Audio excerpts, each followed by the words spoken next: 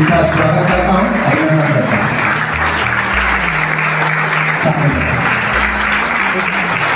ये हमारे विद्यालय के विद्यार्थियों की सभी कार्यक्रम है।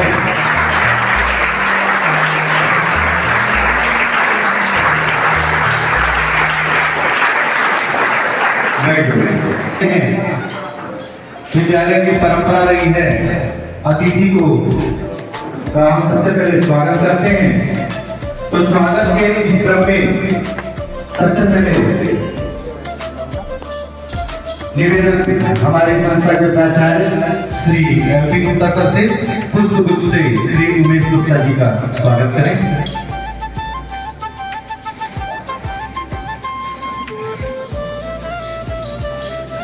निवेदन श्री के राय सर से पुष्प गुच्छ से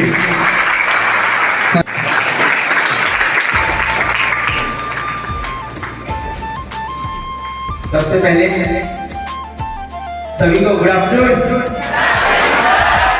मैं सर का उत्तर सर और पूरे स्कूल के सारे सभी टीचर्स का तहे दिल से धन्यवाद कर रहा हूँ, उन्होंने आज मुझे ये अवसर दिया, मुझे अपने अल्मा मैटर अपने उस विद्यालय में वापस आने का मौका मिला जहाँ से मैंने 11th-12th की पढ़ाई की और अपने करियर समय है, ये वो उम्र है जो आपकी लाइफ बना सकती है या फिर आपकी लाइफ बिगाड़ सकती है।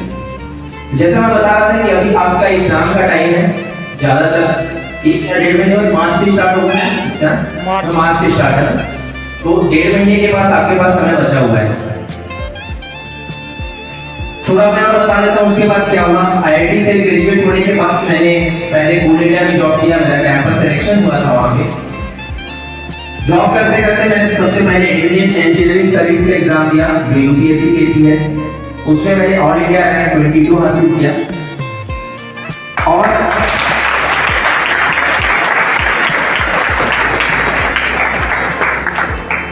उसके बाद इंडियन रेलवेज में गैजेटेड ऑफिसर की पोस्ट पर बैठे ये हमारे लिए मुझे ये एग्जाम क्रैक करना है। जॉब में के बाद एक साथ लिया प्रिपरेशन की।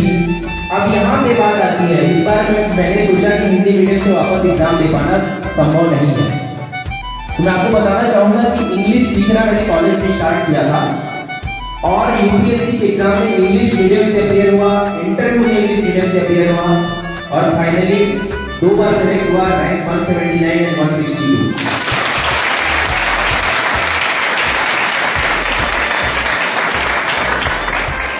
फाइनली पहली बार मैंने Indian revenue service income tax join किया और सेकेंड बार 2019 के एग्जाम से IPS छत्तीसगढ़ कैडर में।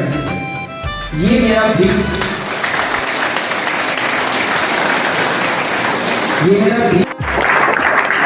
उसके अलावा आप लोगों को कुरियन मैम है, उन्होंने फिजिक्स जब वो पढ़ाती थी मुझे याद है 11th क्लास में मैंने फिजिक्स उनसे पढ़ा है, तो हाफ ईयरली एग्जाम में मुझे 66 मार्क्स आए थे और वन ऑफ द हाईएस्ट था वो। और मैम ने मेरी कॉपी 2 बार पलट के देखी थी, पता नहीं क्यों देखा ना,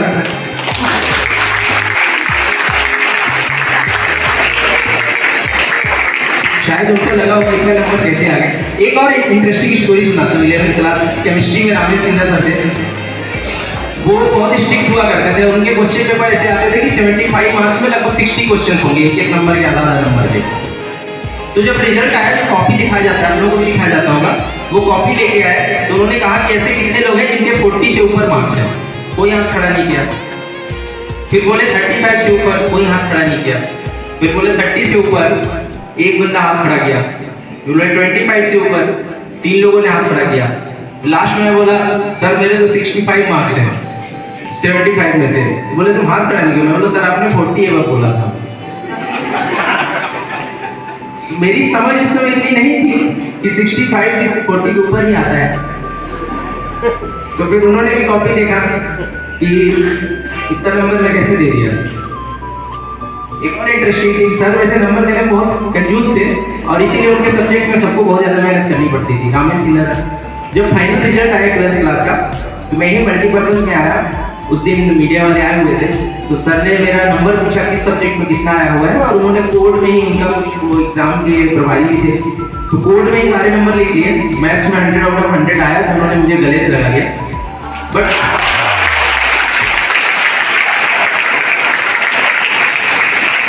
इंटरेस्टिंग पार्ट अब आ रहा है, तो उसी बीच रामेश जी ने सर का कॉल आया मेरे को, वो नहीं थे यहाँ पे, तो उन्होंने फोन करके पूछा केमिस्ट्री प्रैक्टिकल में तेरे कितना दिया है।